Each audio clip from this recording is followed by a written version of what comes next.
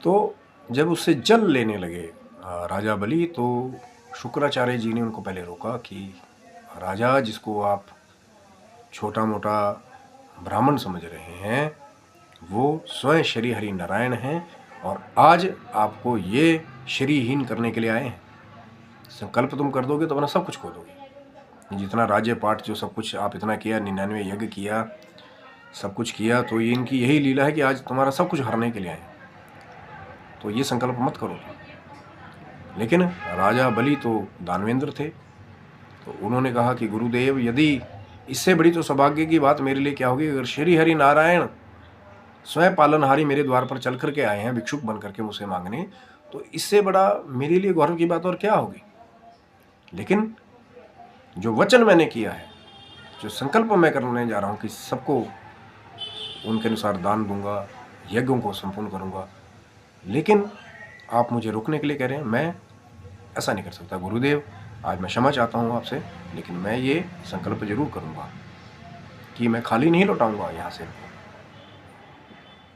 जानने के बाद भी राजा बलि इतने महान और इतने धर्मनिष्ठ थे, एक तरह से दैत्यों में जरूर उनका जन्म हुआ, लेकिन अपने वचन के लिए बड़े एक दृढ़ संकल्प वाले थे। तो फिर शुक्राचार्य जी ने कहा कि अब तो शिष्य मान नहीं रहा, ये तो करके रहेगा तो सब कुछ कर देगा। शुक्राचार्य जी सब जानते थे, क्योंकि दैत्य के गुरु भी हैं। अब इतना सब कुछ करवाया है किस लिए? दैत्यों का आधिपत्य स्थापित करवाने के लिए। लेकिन आधिपत्य कहाँ स्थापित होगा जब श्री हरि नारायण जब स्वयं मायापति माया करने के लिए आगे हैं, तो उनके आगे दूसरी माया क्या चलेगी। तो शुक्राचार्य जी ने क्या किया, वो जो केतली टाइप, आचमी टाइप थी, उसके बीच में जाकर के बैठ गए। अब आपने देखा होगा ना, कई बार उसमें अगर केतली में कुछ फंस जाएगा तो जल बाहर नहीं आएगा।